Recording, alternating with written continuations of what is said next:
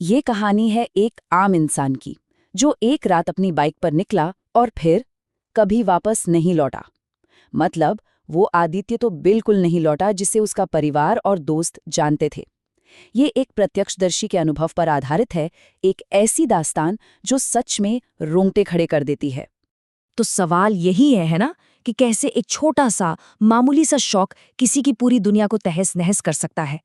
चलिए इसी सवाल को दिमाग में रखकर इस कहानी की गहराइयों में उतरते हैं और देखते हैं कि कैसे एक आम इंसान की जिंदगी एक ऐसे अंधेरे मोड़ पर आ जाती है जहां से वापसी लगभग नामुमकिन है। तो इस कहानी के जो मुख्य किरदार हैं वो हैं आदित्य। और उनका एक शौक था, एक ऐसी आदत जो उन्हें सुकून देती थी। पर उन्हें क्या पता था कि यही सुकून एक दिन उनकी सबसे बड़ी बर्बादी की वजह बन जाएगा। आदित्य की जिंदगी एकदम सीधी साधी थी। दिन में आईटी मैनेजर की नौकरी और वीकेंड्स पर बस वो और उसकी मोटरसाइकिल। उसे खाली शांत सड़कें बहुत पसंद थीं। ये आप कह सकते हैं उसका खुद के साथ वक्त बिताने का तरीका था। हाँ, एक ऐसी आदत जिससे उसकी पत्नी निधि को हमेशा थोड़ी चिंता लगी रहती थी।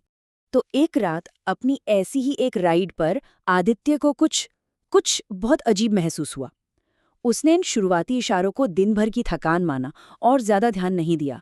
पर असल में ये आने वाले एक बहुत बड़े भयानक तूफान की पहली दस्तक थी।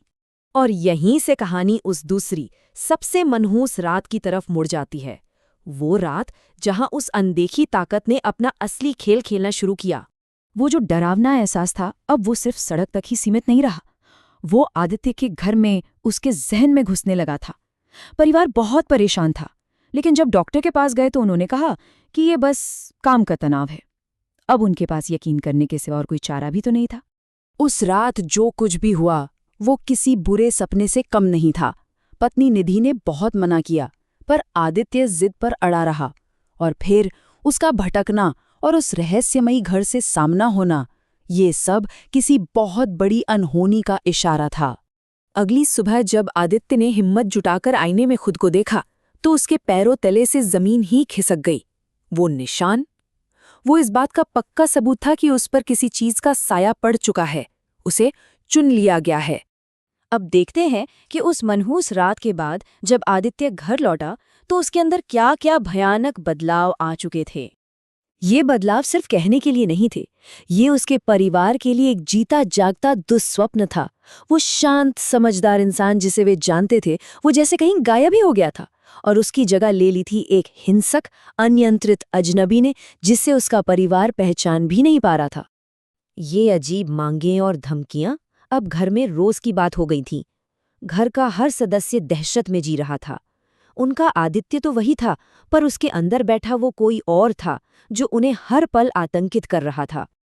ये शब्द, ये आदित्य के नहीं थे, ये उस आत्मा की आवाज थी जो अब उसके शरीर का इस्तेमाल कर रही थी। और उसका इरादा बिल्कुल साफ था, उसे सिर्फ बदला चाहिए था। जब परिवार को ये साफ हो गया कि ये मामला डॉक्टरों की समझ से बिल्कुल बाहर है, तब उन्होंने एक आखिरी उम्मीद के तौर पर विशेषज्ञ पंडित कालीचरण को बुलाया। पंडित जी ने आते ही उस रहस्य से पर्दा उठा दिया। उन्होंने बताया कि आदित्य के शरीर में जो आत्मा है उसका नाम अरुण था। जैसा कि हम देख सकते हैं, अरुण की आत्मा बदले की आग में बुरी तरह जल रही थी और उसने आदित्य को एक बहुत ही खास और दुखद वजह से अपना मोहरा बनाया था।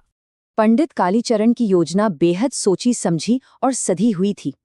ये कोई मामूली पूजा पाठ नहीं था, बल्कि एक बहुत ही जटिल और खतरनाक अनुष्ठान था।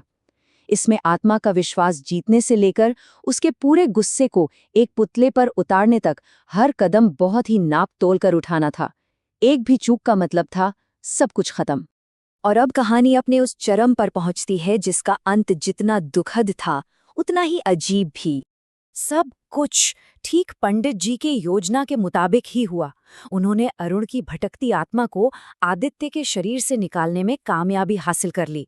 एक पल के लिए ऐसा लगा कि चलो सब कुछ ठीक हो गया।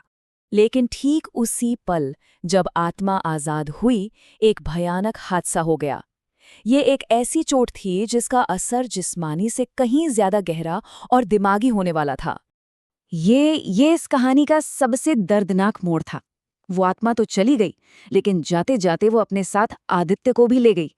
ये एक ऐसी खोखली जीत थी जिसमें परिवार को हार के सिवा कुछ हाथ नहीं लगा। और आखिर में ये पूरा विश्लेषण हमें इसी गहरे सवाल के साथ अकेला छोड़ जाता है। क्या वाकई आदित्य बच गया था, या उस भयावह अनुभव की असली कीमत कुछ और ही थी जो उसका परिवार आज तक चुका रहा है?